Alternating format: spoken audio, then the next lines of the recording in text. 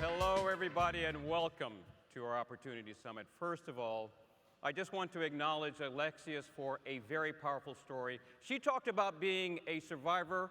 She's turning into a thriver. Let's give her another round of applause. Boy, would I be happy for her to be my math teacher. Thank you for coming, first of all. I want to give you a couple of zip codes. 23220, Richmond, Virginia. 86150, Augsburg, Germany. 80198, Colorado Springs, Colorado. 220, Taipei, Taiwan. 10996, West Point, New York. These zip codes shaped my life. I have my West Point classmate here, Phil Panzarella, along with others. He helped shape my life as well. We have colleagues and peers and mentors and family who shape who we are. Those are just a few of my zip codes about my story.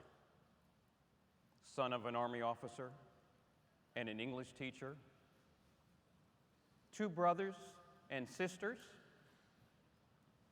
traveled the world, 3 high schools,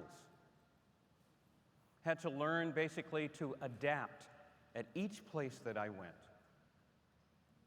My biggest privilege was getting to know people of diverse cultures and places around the world. It is also the strength of America. If you look out at this group who have come here today, you see the tapestry of diversity that makes us strong as a country. You will remember that Congressman Chris Gibson talked about this sort of diversity. It is something that is unique and special about America. It means that we must work on ourselves. But that tapestry is rich in opportunity. My story is one of 300 million Americans tied to your story. Each of you has one. Let's work on our stories together. Let's bind them in important ways that move this country forward. These 300 million Americans are the nation that we have. It's time to work on the nation we make. And so I join each one of you as you think deeply about your story and how that story compels you, first of all, to be here, but then to work on a nation that continues as an experiment in the world on what diversity can be. I want you to think about that. Now, as we think about these things, I am absolutely privileged to talk about the session that we're about to go through. We are going to hear from leaders in the corporate sector, in the philanthropic community, in our community-based organizations, about walking the walk on working with youth and young Americans to find opportunity. Wonderful places and organizations like Walmart and Gap and Villa. And then, after we hear from those leaders, we're going to have a special moderated panel where you're going to hear from philanthropic leaders, our education community, and community-based organizations on economic opportunity.